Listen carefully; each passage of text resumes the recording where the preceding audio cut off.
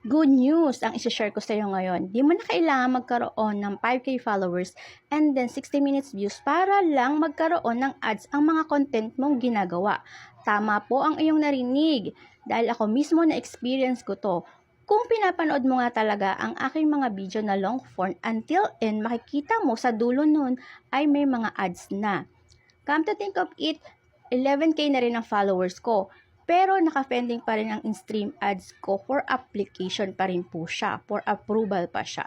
Pero meron na akong mga ads. Panoorin mo ang video na to until end dahil makita mo rin na meron na tong ads.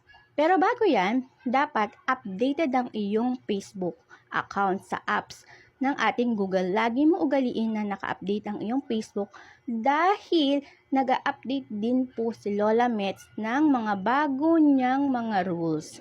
At ito nga, nagkaroon na ako ng ads.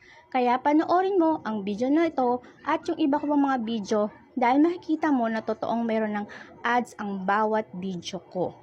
So, yun na nga, hindi na natin kailangan pa ng 5K at 60 minutes view para magkaroon lang tayo ng ads. Ugaliin lang natin na maging malinis at walang violation ang ating account upang sa ganun mapansin tayo ni Lola Mets. And then, syempre, dapat meron din tayong mga engaging content na ginagawa na sariling atin.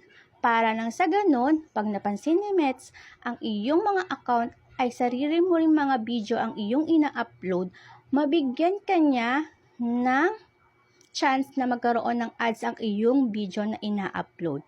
Kaya, dapat maging malinis o alagaan mo ang iyong account at walang violation.